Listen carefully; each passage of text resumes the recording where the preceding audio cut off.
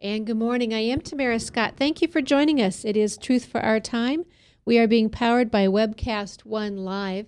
And so if you want to tag along with us, you can go to that website, webcastonelive.com.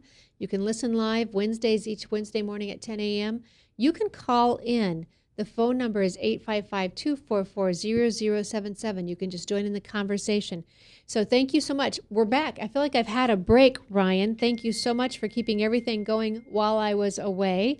We were at the State House last week and not here. We had brought in experts on the Common Core. This show, we deal with Common Core quite a bit. We brought in Jane Robbins from the American Principles Project, Henry Burke, who is a trained, has his master's degree in civil engineering and has done a lot of research on cost-specific analysis, state-specific analysis for Common Core / Iowa Core here. And Bruno Barron joined us. The Heartland Institute sent him in, and we were very thankful to have all of their expert testimonies. We did a forum Tuesday evening. Pleased to have over 100 people attend, though the local paper refused to say how many. I think they said 75, which is pretty good for them. And just good information was exchanged. We, of course, invited the Department of Education employees to join us that evening. And once again, we're turned down. We've invited them to be in conversations here. We've invited them to be in conversations on other radio shows where I guest host as well. And we continue to ask for dialogue. In case you have any questions, Iowa Core / Common Core, it is the same thing. We've debated this, argued this up until fall of last year, 2013, only to realize that when Governor Branstad signed the letter, the MOU, which Culver signed first, the Memorandum of Understanding, when Branstad re-upped that and actually moved us from an advisory state to a deeper commitment of a governing state, that cover letter, dated I think June or July of 2011, says we have adapted the Common Core, now known as Iowa Core. So when you hear a legislator say that it's not the same or they're different, just go back to that letter that the governor has signed. Now, since that time, the governor also signed an executive order saying that we would not give information away, the data collection that is part of the Common Core / Iowa Core. There is no getting around it. You cannot have one without the other. That would have been stopped by a bill, HF 2141, which is one of the hearings we had last week. Unfortunately, those legislators on that subcommittee didn't see fit to help the governor out and give weight to his executive order. That's unfortunate. And 2140 also didn't pass out of committee. It was quite interesting. The behavior was so unique. I've never seen anything like that. A legislator just simply didn't show, no call, no notice. And so we couldn't even have a full hearing. And the next time we rescheduled that was Monday, the snowy, blowy, blustery day, snow coming in, and people drove once again to their state capital over 2 hours, over 3 hours to make that drive to be heard. Representative Sandy Salmon did a chair on was the chair of all these committees and just did a superb job, handled things very well. She even asked from the get-go in that second subcommittee hearing, she asked for pros and cons. And I'll tell you what, in all the subcommittee hearings I have sat at the Capitol this year, that's the first time I remember someone doing that. We were done in an hour because of time. All of the speakers for this bill that would have stopped the Common Core would have allowed us to go back to the regular Iowa standards and made it voluntary for schools. We didn't get that opportunity. They ran out of time, and the legislators didn't vote in the meeting, but later again did not support the people who had traveled so far. And if we go back through that list, and it is, I think that one is on audio tape as well. The first two, you can go to Shane Vanderhart's website, I believe Iowans for Local Control. He has on there the audio, the video for you, and the video is quite interesting. It doesn't show the animosity that we felt in that room, but it shows the disdain that Iowa voters and residents were treated with. The taxpayers who pay the salaries of many of those people talking. It was amazing, the disrespect that they leveled at us. The second meeting, the Monday meeting that we just recently had, everyone who has spoken on behalf of Common Core, Iowa Core, with the exception of maybe one or two, is being paid either they're a state employee, they're a lobbyist for a school district, so indirectly paid by your tax dollars. The tax-paying citizens were all against Common Core / Iowa Core. So it says quite a bit, and maybe we need to revisit our system as to state employees who have the ears of legislators all the time, any day, being able to take up space in a meeting when Iowans come in to speak and not get their chance to be heard. So that's just conversation, just for you to know. I'm looking at the calling list. I thought maybe we had an update on that. We want to thank again Jane Robbins, Henry Burke, and Bruno Behrend for coming in, and all of the Iowans. Every single Iowan who came, made the drive, is continuing to call their legislators. If you would like to, let me give you an update. Shane has updated as well. We have another bill. I'm telling you, we've got some really great legislators. When you hear people talk about those politicians or those legislators, caution them, because we have some really great ones there who continue to put up bills. We now have HF, House File 2204 and 2205, which again would help stop the Common Core. And so I just ask you, and I'm not finding that update right now, but I think we have a subcommittee hearing again this Thursday. That's tomorrow. So the date is the 20th, 11 a.m., room 19. If you are in driving distance and want to be heard at your Capitol, 11 a.m., room 19. Again, another snowy, blowy day.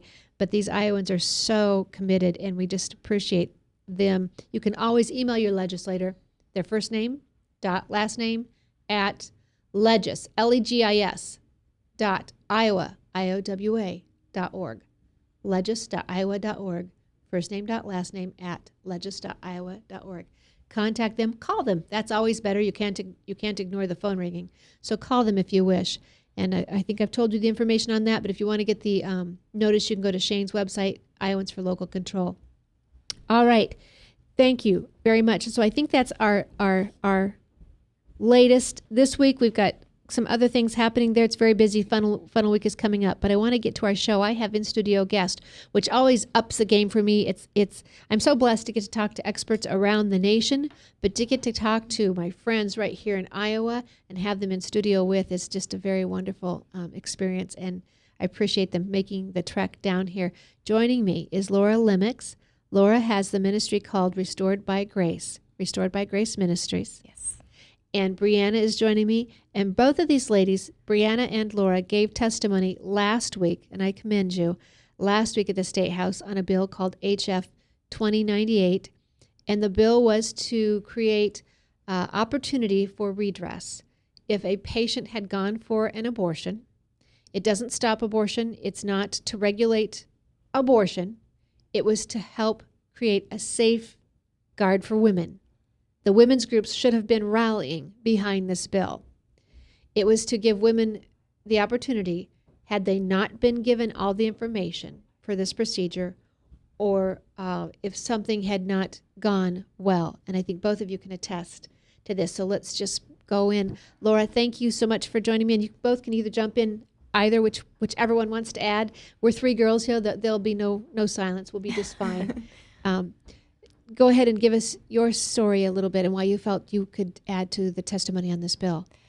Well, first of all, I really believe that the majority of women, and probably all of them, would say that what they suffered in the process of their abortion and in the months, years that followed would be classified as trauma. And I sit and I talk to a lot of women, share their stories, and all their stories are different, but we share the same pain. And a lot of that pain is we realize that we lost a child, and how that affects us physically, emotionally, spiritually, are all things that are never disclosed up front. The risks involved with an abortion are not disclosed up front. I've visited with women who have never been able to have a child as a result of complications following their abortion. And it's a very hard thing to listen to those ladies share their deep pain and their deep regret because of that. And they were never told that up front. You know, I had complications following my abortion, and what I experienced as a young teenager, no teenager should have to go through, and it was trauma. It was beyond a shadow of a doubt, it was trauma. And I appreciate both of you being willing to share your stories. And I can say this for the work that I've done in this area. For every woman who can share her story, I would guess there's probably 3 to 5 who can't. Yes. Either they're in a marriage, they haven't shared it, don't know how, or they may have young children, and out of the safety and the challenges of growing, healthy kids, they don't feel like they can. Mhm. So thank you for sharing. And Ryan, I just want to check. I see the phone is ringing. Do I have a caller I need to go to? Okay. Okay. Brianna, your story a little bit different, but you could add to the conversation as well. Mm-hmm. Yes, kind of what we talked about last week at the hearing. I also had a medical abortion when I was in college and was not fully prepared for what to expect during the procedure as well as afterwards. I was in the clinic for a very short time, less than an hour, where they just sent me the instructions on how to take the pills at home. And it wasn't even until a few months ago that I fully understood what those pills did, almost 4 years after I took them. So just a lot of information that I think should be shared with women up front. The warnings about the physical and emotional complications and consequences that come with the procedure, as well as was mentioned, the risks involved. I did not know before I had the abortion that about the possibility of not being able to have children in the future. So all those risks were not explained up front. And it was a very traumatic experience as well, something that I did not feel prepared for. And let's be fair. Neither one of you are saying, and we're not saying with this bill, that what we're trying to claim that you didn't know there was an abortion going to take place. That's not the issue. Mm-hmm. You were not given enough information. Luana Stoltenberg is not here today, but she's given her testimony. We are told this is a safe procedure, and she had had an abortion. I think she had a couple different abortions, which shouldn't be a problem if it's such a safe procedure, and she cannot have children today. And we would have loved to have her testify with us, but she was out of town at the time. So one of the people who spoke against the bill made the comment that guilt is the same for miscarriages as it is for abortions. Two different things there. First off, this bill is not about abortion. It's not about guilt. This isn't about your guilt. This is about a doctor not giving adequate preparation. And I likened it, if you were going to have a limb removed, they prepare you for every possible scenario, what you're going to feel, the psychological, the emotional, the medical. Right. How much more should we be prepared? This is not a limb. This is a life Mm-hmm. you're going to lose. And I just don't think, because this is such an emotional, heated issue, we're allowed to even discuss the truth on it most times. Mm-hmm. So I appreciate you coming, and I wanted to draw that point out. You saw the lady's defense mechanism, so we couldn't really talk in the subcommittee, and I don't mean that to be critical of her or anyone else. It's such an emotional, trying issue. What would you say to her comment that marriage, miscarriage, and abortion, the guilt is the same? I would disagree. First of all, a lot of times when you have a miscarriage, you have family come around you and walk through with you immediately through that process. Whereas with an abortion, you're kind of told that, hey, this is all done and over with, go home and go on with your life. And you keep it a secret and to protect yourself really from a lot of the pain that you're feeling as a result of your choice and what ultimately plays out for years afterwards. And so there is a different a type of pain for sure that women that have had an abortion experience. And I'm not to minimize women that have had a miscarriage. They've suffered a great loss too, but it is different. It's definitely different. Brianna, do you have anything? Yeah, I agree. I've never had a miscarriage, but I'm sure there's guilt involved about wondering whether or not you did something wrong. It could have done something better to prevent it, but with an abortion, it's a choice that we made. We took steps to walk into a clinic, pay money to have an abortion, and it was more of a deliberate act. And I feel like the guilt is very different in that aspect. And just as you said too, it's definitely harder to share with family and friends. I myself kept it in and didn't share with family for almost 4 years afterwards. It was very hard to come out about it, just fear of judgment, fear of what people would think about my decision. And when you did decide to come out and talk about your abortion, was it after you had attended the fundraiser? No, it was right before. In Right fact, before. I spoke about Isn't it funny the how week God before. sets the timing of the stage? Mhm. So you had just decided you could talk about it, but it was at the it was an Informed Choices fundraiser. Hmm. And at that fundraiser, I don't think I had any idea sitting next to you, No, I don't think I shared my testimony with you the next night. but it was at that fundraiser where you Mhm. actually learned what the pills had done, the process, and the difference in what they gave you and what they should have given you. Yes. Take Yes. us through that. Correct. That was the night that I learned what the pills did. I did not know that the pills I took the first day at the clinic actually suffocated the baby, and that is how it was terminated. I had no idea. What did they tell you they did? They just said the first one starts the process, and the rest of them will finish it Just the a next process. day. We Yeah. can't talk. We can't tell you what it does because we can't say it's a baby. Right. Right. Mm-hmm. We can't suffocate a blob, Mm-hmm. so we can't tell you what it does. Mm-hmm. Okay. Yep. And so then the second set, Well, the second set then starts the contractions and the birthing process. But on both days, I was given the wrong amount of medication that's approved by the FDA. The FDA approves 3 pills to suffocate the baby to make sure that it is terminated, and I was only given 1. And then only 1 pill is recommended by the FDA for the second day to actually start the birthing process, and I was given 4 and didn't know until 4. and is years this what later. they're now giving over the webcam abortions? This is how they're doing them. So you go through this process alone. Mm-hmm. At your home. And so that's a bill that you can call your state legislators on as well. I think it's now in the Senate. I think it did pass out of the House. I think 3 Democrats voted in favor of this bill. I think we're making progress in this movement. We see more youth who are adamantly pro-life than middle-aged or older adults because of the science that's proving what the Bible always said to be true. Mhm. And so if you would like to call, you can call 515-281-3371, 515-281-3371 to talk to your senators and encourage them. As I said, doesn't matter if you're a Democrat or Republican, life is life.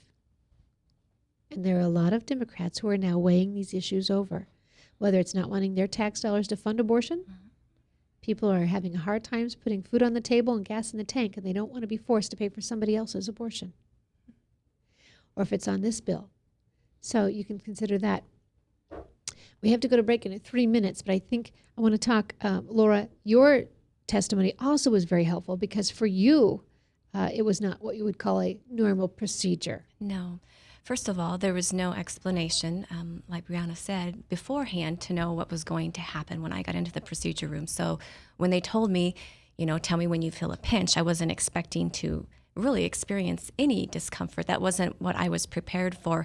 And then 2 weeks later, I began to have, I was having some stomach pain, and I went back to find out that they hadn't removed all of what they called the fetus, and that I would need to go back for a repeat procedure. I didn't go back, but 2 days later, I passed the remains of my child in a bathroom toilet, and for a 16, almost 17-year-old girl, that was horrifying, and something that you definitely suppress the memories of as much as you can. I can't imagine. I just can't imagine. And when you went in for yours, did you go to the clinic and then come back for the abortion, or did they do it all one day? I went to, I didn't live in Des Moines. I lived in a rural area, so I went to one of the outlying clinics and was referred then to Des Moines for the abortion. And so then I went back to the local clinic, and that's where they said you're going to have to go back to Des Moines for a second procedure. And just the thought of the second procedure was horrifying enough. So, and then when I passed the child, it was there was a reality check, but also there was a great deal of denial that I had to really put into place to keep going. And how far along were you? 12 weeks. So the baby was, you could Yeah, see an yeah. intact baby. Mm-hmm. Bless your heart. Brianna, how far along were you? 7 weeks. Okay. And they are able to detect pregnancy earlier now, and so we can get the abortions earlier now, which doesn't detract from this being alive, doesn't detract from the heartbeat and the eyes and the little fingers forming and all those things we're now seeing on billboards, which I think are extremely positive for the pro-life movement, to be putting the positive affirmation up there, and I'm pleased that we can see these now. I am here with Laura Limix. You can check out Laura's Facebook page, Restored by Grace Ministries. Restored by Grace Ministries. Like that page on Facebook, if you will. Contact Laura. And Brianna, we're just starting with your story, and I think God's going to put you on the trail as well. And so we've got to go to break here. We'll be coming right back. We're going to discuss this more, but I want you to stay tuned. If you've had an abortion, or if you know of someone who's had an abortion, please understand there is no condemnation here. There is no judgment here. There is help and there is healing for you. You are worthy of it. You deserve the opportunity to be forgiven. None of us are worthy without forgiveness of anything. So I hope you'll stay tuned. We'll be right back. I am Tamara Scott with Truth for Our Time. From the RE/MAX Real Estate Concept Studios, this is Webcast One Live. I'm Brian Leach, owner and general manager of Service Legends. I brought along a couple of the home comfort heroes. Hi, I'm Tammy Wells. I am Nick Wonderscheid. I'm administrative manager I'm the senior technician. from Service Legends. It seems like every good thing, when you feel it to the bone that it's good, there's a lot of hard work put behind it. I don't think that you can fake it and have it turn out good. You know, if we seem like, okay, that's just weird, it's just a furnace, why would you believe so deeply in a furnace? It's not just that, you know, we want to show the world that you can have good service.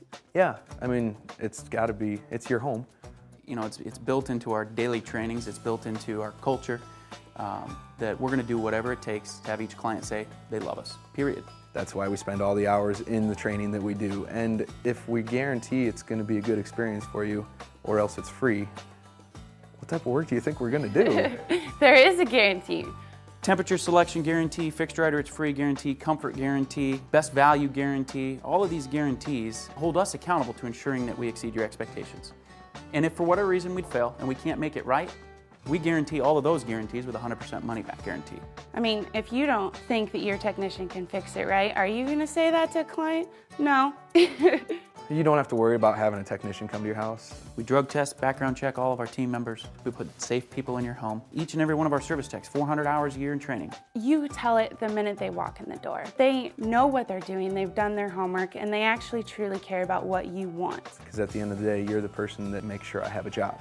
They're gonna be listening. They're gonna wanna know what your challenges are. Then they're gonna come and give you options, and you get to choose. If I'm there to help and I make it easy and painless, I did my job right that day. Well, when it comes to your comfort, safety, and your family, you know, you don't necessarily go buy the most expensive, but you get the most bang for your buck. Oh, it's worth it, because there's a lot of people that will find a way to get it to work right now and then leave and then come back, charge you again, and the cycle just repeats itself. So when I'm out there looking at the furnace, I want to find why it failed today. How can we change the part today with something that you're not going to have to worry about? Is it worth changing the part today? I mean, you can put a lot of money into a furnace. I can fix parts all day. There's good job security in that for me, but is it the right thing for you? I get a lot of the phone calls of after the technicians are there. They're just in awe. They're like, wow, you guys are great. I mean, I don't even know what to say. You guys are great. Everything you did was perfect. It was great. Keep going though, I like this. Just give us a try. I'm gonna take all the risk. I've got the time to make this right. I've got the support to make it right. Just check us out. And if you don't see the value in what we do, I mean, fixed rider, it's free or 100% money back. enough said.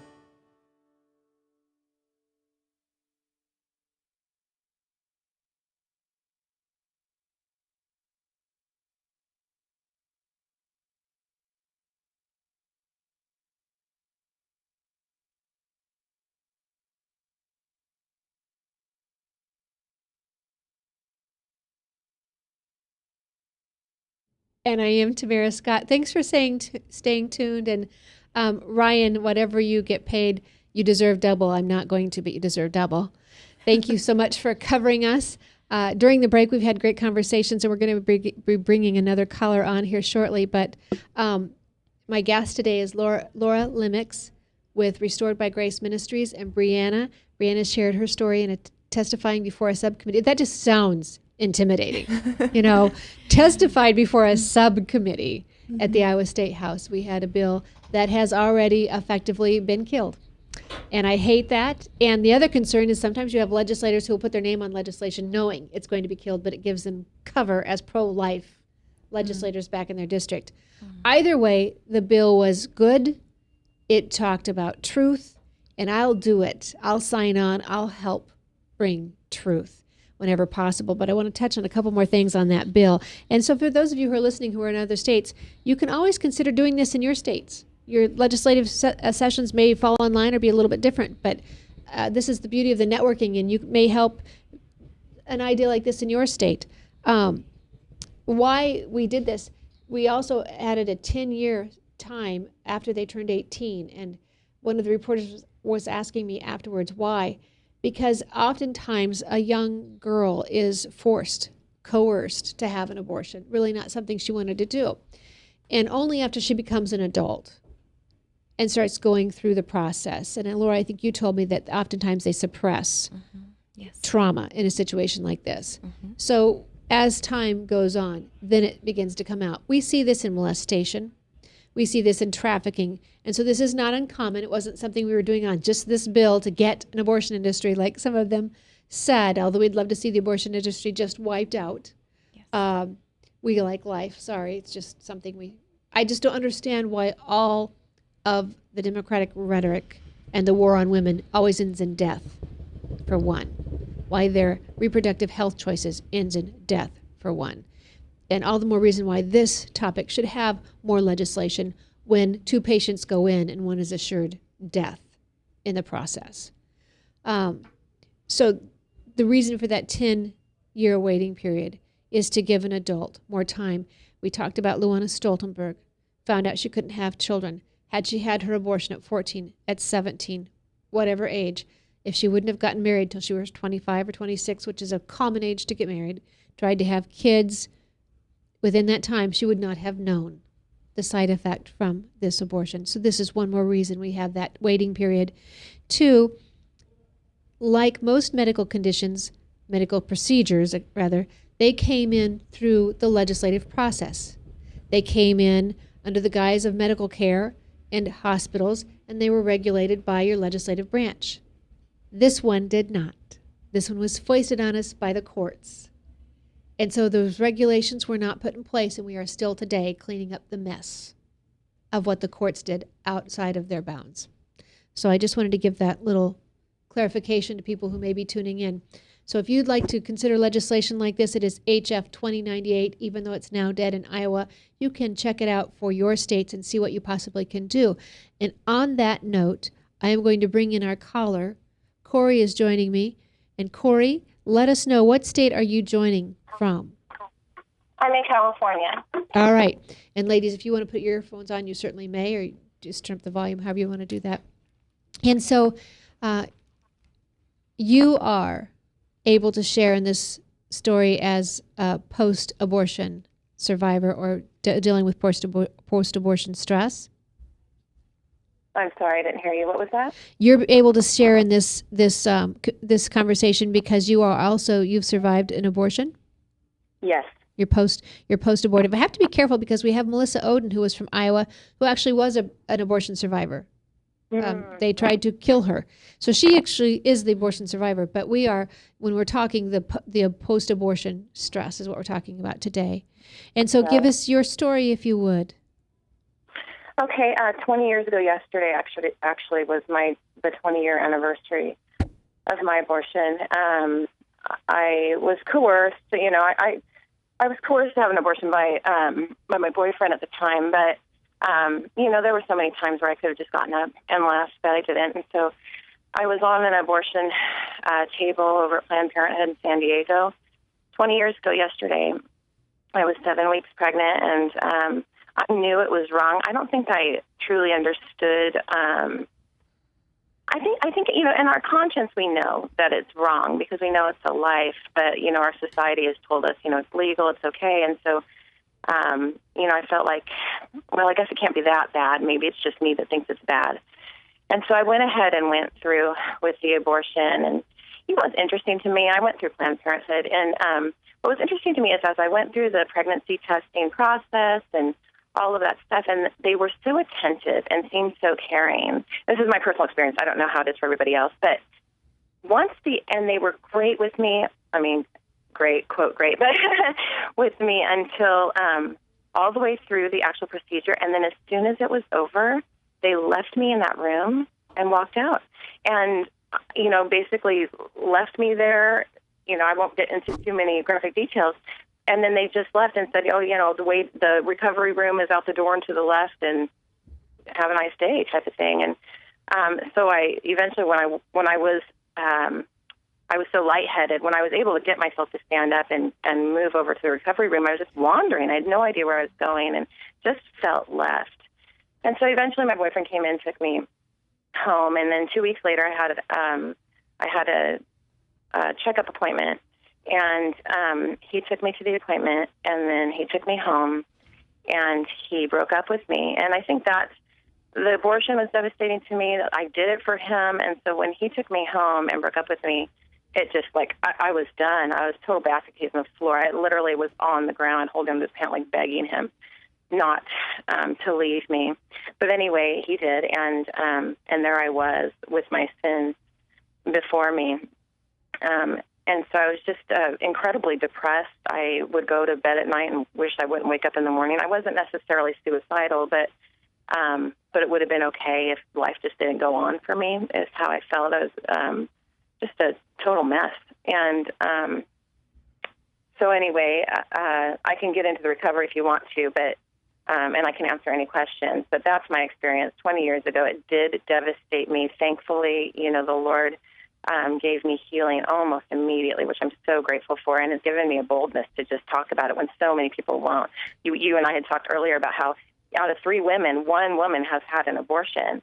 And, since publicizing my story a couple of years ago, and I have a small church here in my little town. There's about 60 or 70 people in my church, and most of them are retirement age. But I've had 4 women in my church come to me and say, oh, my gosh, I read your story, and me too. So this is incredibly common. And you're going to share your story this evening in California. Yes, I'll be sharing it at a church tonight. Okay. And so for our listeners out there, if you're praying, folks, we want you to be praying Corey's protection, that God would just give her the words. Laura, you deal with women. You've got a ministry, Restored by Grace. Does this parallel with what you hear? Oh, yeah. And a couple things.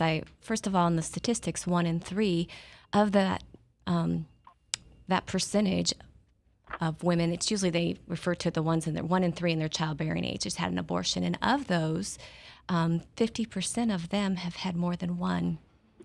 And when you get into multiple abortions, it becomes very complex, because really what I encourage women to do is really, what we didn't birth in the natural, in birthing that child, we have to birth them in our hearts. And that's where the real healing begins. And it's a grieving process, and I'm not going to say it's easy. When I went through my grieving process, it was hard. It was hard to go to the park and see little kids. I would grieve the stages of life that I missed out on. And now I'm grieving the fact that I would probably be a grandmother today. And those are things that are hard to really walk through and acknowledge. But I knew those were things that the Lord was leading me through. And when He leads us, we know He's not going to give us more than we can handle. And it becomes a beautiful thing. But the other thing she said was when she talked about her boyfriend. And I don't want to ever overlook the magnitude or the impact it has on the father of that child. For me, the relationship ended within about 6 months. I really felt he had just become a not nice person. I think the word I used was jerk. And because he became very angry and all those things. And the Lord showed me, as He was healing my heart, that was His way of responding to pain too. And I had ignored that because there was times where He would say, I wish we hadn't done that, or He'd want to talk about it. And I would say, I don't want to talk about it. And I really realized how I had really inhibited His wanting to just process it and talk about it. And I had to ask the Lord to forgive me because I was very selfish. And I was in pain, and I thought it was all about me and my pain, and I didn't acknowledge that he was in pain too. So it's very common for those relationships to not last. The ones that do last, they're the minority, really, is what I've found. But it could be that for in her situation that, he regretted that choice, and to see her, it was a reminder of his pain. And that doesn't make it right the way he treated her, but it's just, unfortunately, the reality of how we respond as humans. Corey, what did help you decide to come tell your story publicly? Shortly after my abortion, and the breakup really is what, like, kind of did it for me. It was the straw on the camel's back for me. And just a side note, we were talking about men, and I think that's so true, and so many of them aren't able to talk about it. I have spoken with him, between then and now, and thankfully the Lord has just given me such a heart of love and forgiveness for him, so I'm really thankful. But I have asked him a couple of times, and who knows, maybe he's not being honest with me, but he has told me, to me it wasn't a baby or whatever. But I have also talked to men that have been deeply grieved over abortions they've been involved with. Okay, so right after the breakup, I was just crushed, and so I had one friend I had told about the abortion because I just didn't feel I could tell anybody, and so I called her up to cry to her, and her mother answered the phone, and my friend wasn't home, but as soon as her mom answered the phone, I was obviously upset and crying, and she said, my daughter's not here. Are you okay? And I said, no. And she said, and I said, well, my boyfriend broke up with me, and she just, I'm so sorry. And I had an abortion, and she just went, whoa. And this woman was a pastor's wife, and I don't remember what kind of conversation we had at that point, but I do remember her praying for me. And I talked about just the heaviness and the condemnation and guilt I felt not wanting to live and this whole thing. And so as she was praying for me, it had to be, the Holy Spirit just came upon me. And every weight I was feeling, I just felt so heavy and like life was never going to be good again, and just totally destroyed. And all of a sudden, I just felt light as a feather. I felt my life was going to be perfectly fine, and I couldn't understand it or explain it. And it was that peace that surpasses all understanding. She just prayed for me, and I can't tell you what she said. All I can say is the Holy Spirit came upon me and just freed me in that moment from the guilt and the heaviness and everything that I had been dealing with. And she said, amen. And I said, well, what do I do now? And she said, do you have a Bible? And I said, no, but my sister does. And she said, I want you to read the Psalms. And I said, okay. And I devoured the Psalms. I read them, I studied, I cross-referenced. It was my first real Bible study. And then 3 days later, I went through all 150. And 3 days later, I called her up and I said, what do I do now? And she said, read the Proverbs. So I did. And I called her a couple days later. I said, what do I do now? And she said, read the Gospels. And I called her a couple days later. I said, what do I do now? And she said, you need to come to my house. We're having a Bible study. And so, it's God's word heals. That's what heals. But as Laura was saying, there are such wonderful ministries out there that get that abortion is traumatic for women, and they associate it with the post-traumatic stress disorder and realize that this is a very real trauma that women are dealing with. And so there is a group in San Diego that this pastor's wife, had gotten me together with called Silent Voices out of Chula Vista in San Diego. And they had a weekend workshop that they still hold to this day, where they invite women who have had abortions, and they just work them through healing and forgiveness through the weekend. So my abortion was in February 18th, 1994. I went to this workshop in the first weekend of June of that year, and I tell you, I'll always grieve over my sin and the loss of this baby, but it just set me so free. And then after that, I would be at work at a Christian camp or whatever, and all of a sudden I feel like the Lord was pushing me, stand up and talk. And so I'd be stunned. Oh my gosh, there's 70 people here. I don't know if I want to tell 70 people my big, deep, dark secret. And I would do it. And there just became opportunity. And then when he tells you to speak, you just speak. That's what we've seen in Brianna. We've seen that obedience in Brianna. And Laura, was it the same, somewhat similar for you? It was, yes. Yeah. And we're right up against another break. I thank all of you ladies for joining us, Corey for joining us by phone, Brianna and Laura for joining us in studio. We've got to take a break. We'll be right back after this. But we're talking about the forgiveness that can come after an abortion. I'm so thankful that the pastor's wife that Corey spoke with was a pastor's wife who knew the scriptures herself and knew enough to tell someone to be in the Word So often as Christians, we fail in trying to soothe someone with our words, a pat on the back, a hug, some happy thought, and we don't take them to the healing salve, the word itself. And so I'm so glad that that was the type of a pastor's wife Corey found. To all of those of you who may be listening, if you've not had an abortion, it could be easy to judge. And I would just say this to you. The Bible's very clear, 1 John 3:15. 1 John 3:15, whoever hateth his brother is a murderer. You know that no murderer hath eternal life abiding in him. So God's made it pretty clear. If you so much as hate your brother, you're the same as a murderer. And you'll have no place in heaven without forgiveness either. So do not judge anybody else for what you think they may or may not have done. For those of you who may have had the abortion, let me say this. John 3:15 is your healing salve.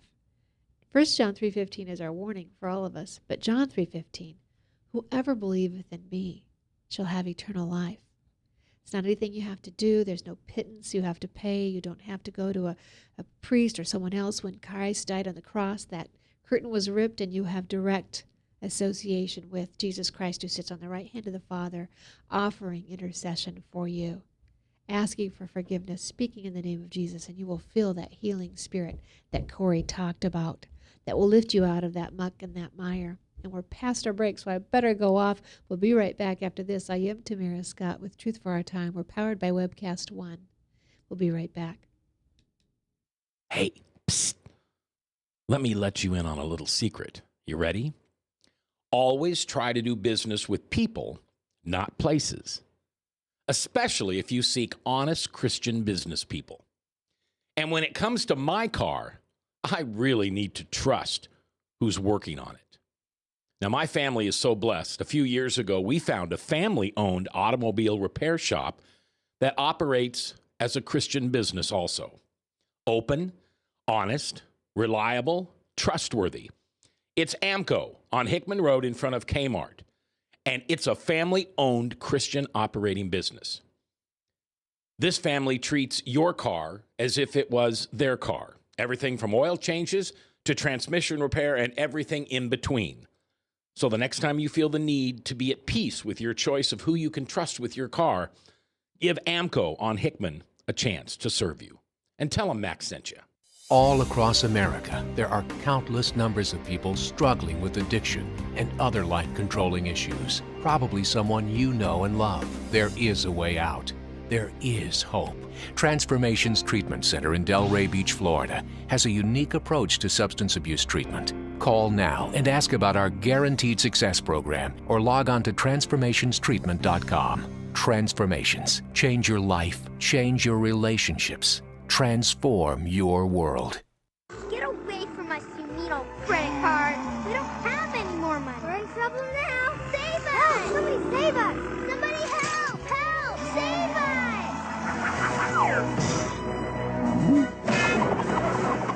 Hi, I'm Tom Coates from Consumer Credit of Des Moines. If your credit card's a little too animated, give us a call. Hooray! We're saved! Consumer Credit! You're our hero! And I am Tamara Scott. You're listening to Truth for Our Time on webcast1live.com. If you'd like to join in the conversation, as Corey did, you may call 855-244-0077, 855-244-0077. We'd love to have you visit along. If you're listening and you might be hurting, you can contact Laura and the Restored by Grace Ministries. Laura's email is Laura, Laura, at restoredbygraceministries.com. Or if you're not even that brave, you just want to check her out on Facebook, you can stalk her a little bit and get to know her there. We were talking about the different ways that people can learn to share. Brianna, you've had a year of healing as well. And I also want to say, we've talked just briefly about the men. I have talked to men who are heartbroken over an abortion they did not want, but the body was not theirs, and they had no say. I just, that amazes me as well. It takes two to sell a property, I think, but only one to kill a life between the two. Think about that. We've talked to grandparents who've learned of abortions and now mourn the children that they don't have.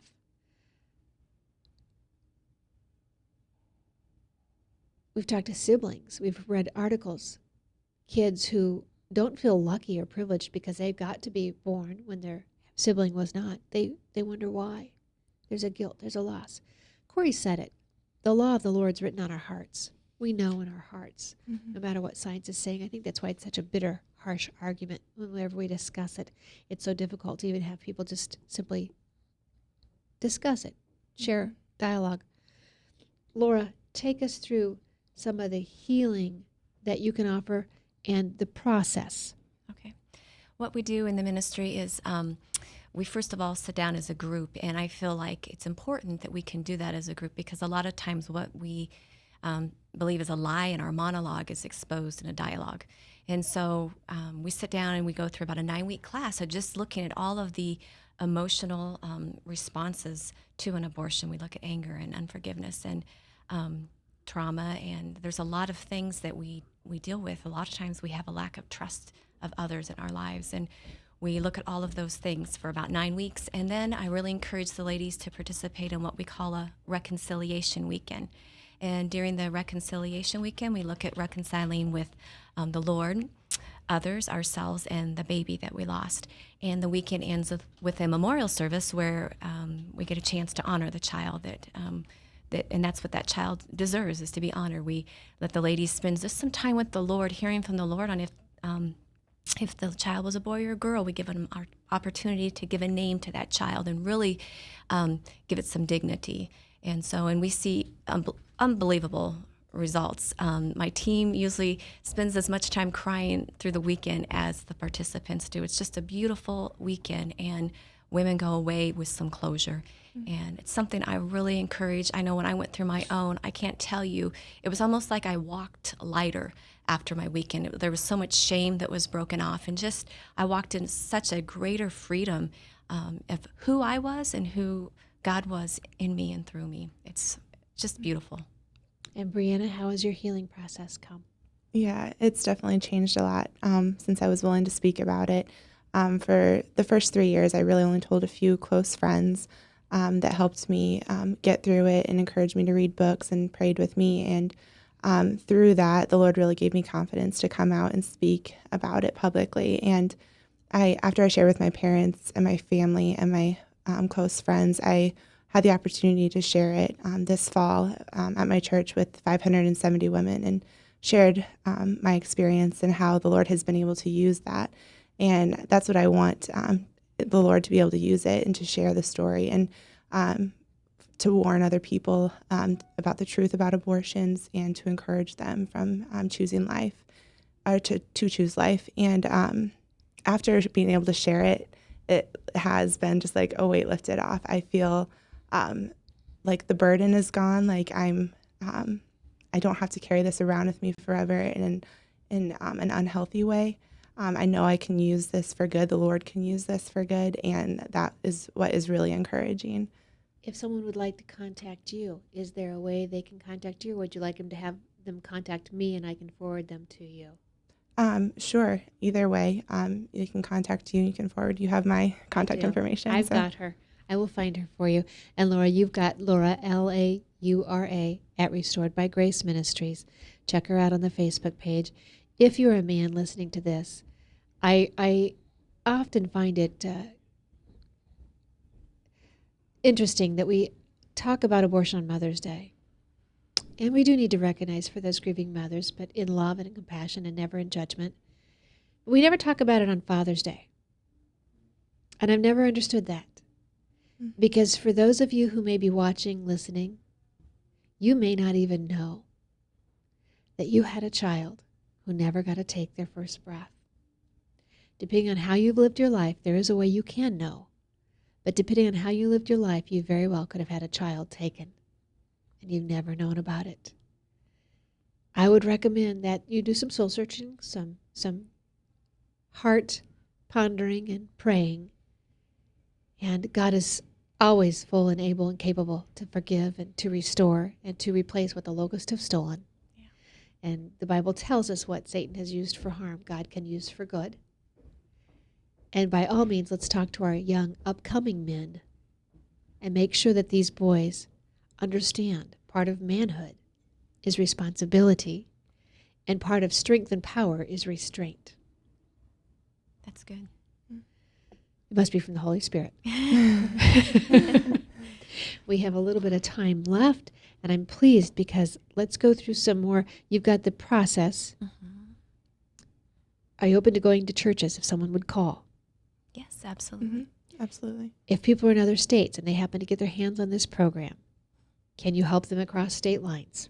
Yes, and I'm also aware of some wonderful ministries in other states that, if they want to participate in some classes and a reconciliation weekend, there's a lot of opportunity. And I think it's exciting, that what Brianna was sharing about how it hasn't been that long since her abortion.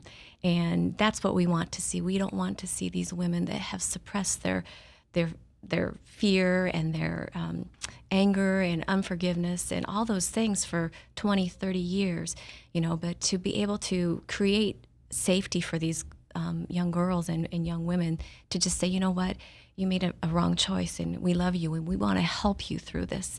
We want to help you now. And I just think, too, as more and more of us come out and talk about it, it's going to create a greater community and public awareness of the true effects of abortion. Have you been criticized? Never. Hang around the Capitol with me. Somebody will always take a pot shot. but the truth of the matter is, God can use it for good. And I think the more compassion we have on this, I'm so pleased to hear it, frankly, that you haven't. And I think we are beginning to understand more of it. And the more and more people talk, would you be open, and these are scary things, but I've done debates at Drake University, and to hear these young students, the lack of knowledge and information and the arrogance that is in their ignorance is astounding. If you've ever talked to somebody who's been convicted by the Holy Spirit and they're not ready to deal with it yet, their voices are heightened, their pitches are high, they're angry, and they want to now, this new arrogance that they teach in the public schools and the colleges, argue every little point with you. And you can get lost in the arguments of the debate. But the truth is, if you did nothing, that life, that blob, that cell, whatever you want to call it, would be a baby. Exactly. And if it weren't a baby, you don't need an abortion.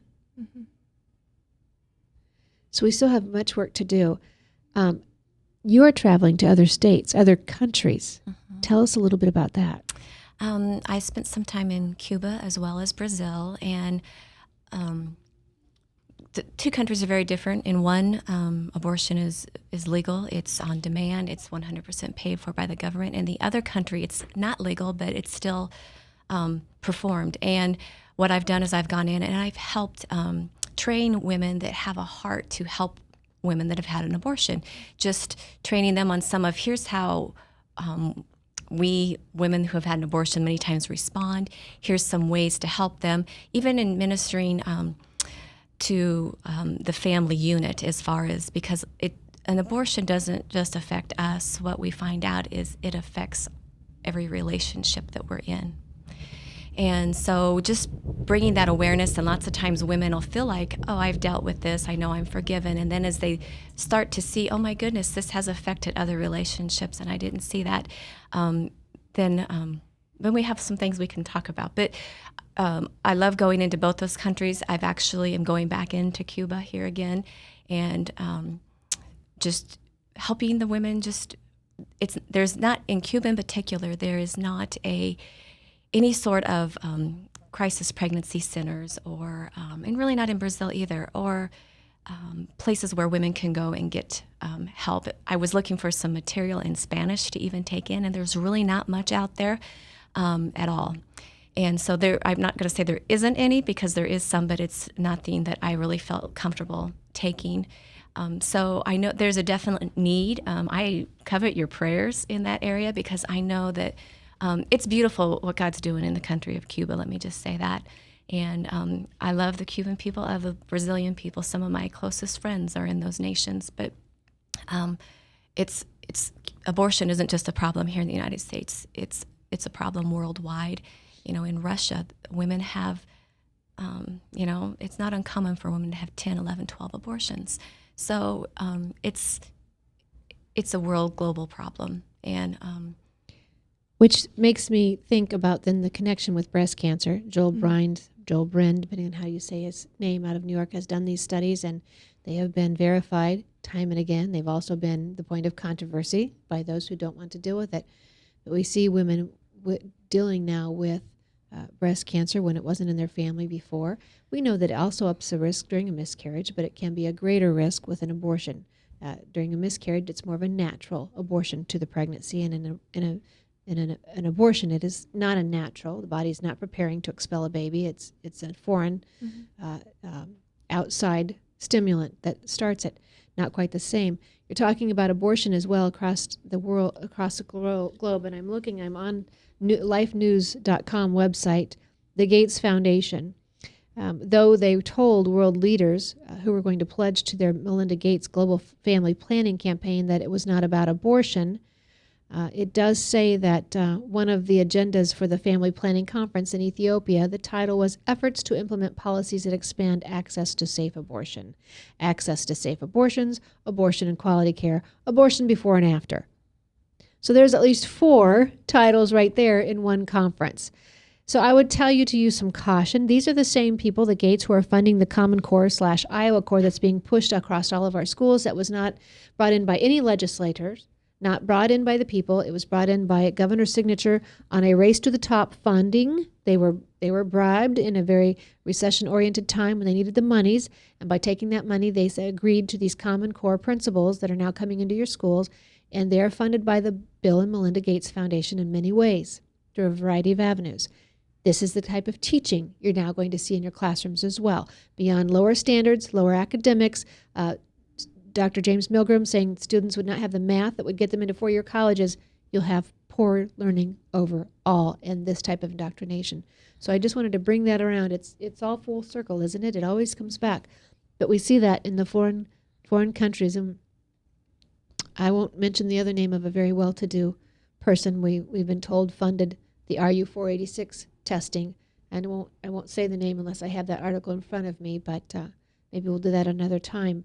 So this is not how we take our blessings that God's given us in this country, the medical breakthroughs we have, the innovations that we have. America's been so blessed. And to now take our knowledge and misuse it and put other countries under oppression. Who are we to say a child's... Okay, well, maybe you can help me on this, but I've never understood in these third world countries where famine and hunger may be the issue. I get that. Why is it more humane to say, kill the baby, rather than give it a chance?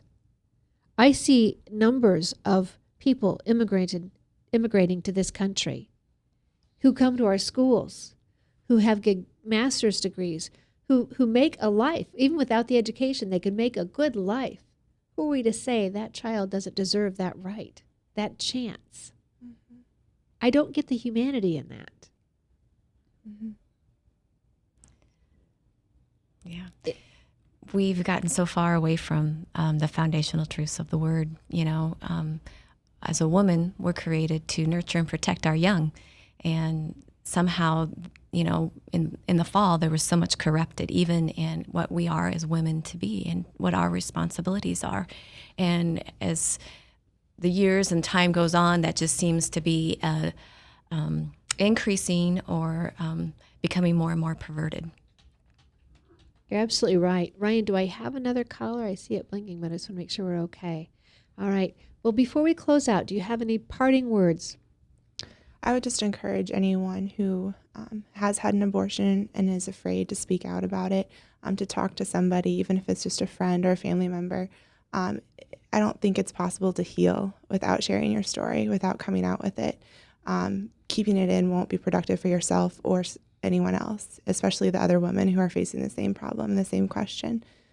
So I would just encourage anyone to reach out to either Laura or myself or someone that you know. Very good. Laura?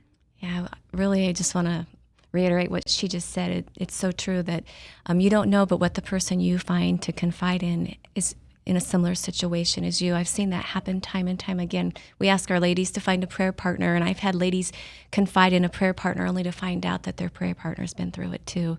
And the encouragement you can be to each other. There's a lot of us, and we're all in all aspects of society. Women have had abortions, and God gave us each other to walk through these journeys together. So, Ladies, thank you for joining me today. Thank you for sharing your stories.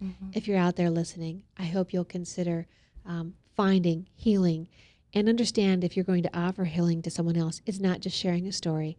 It's the truth of the word. It's the forgiveness of the Holy Spirit. That's the only thing that can help us. Satan comes to condemn. Holy Spirit comes to convict so we can move forward, forgiveness and freedom. Find someone. Find your peace. There is help available. Thanks for tuning in today. I am Tamara Scott. Be encouraged and never be complacent.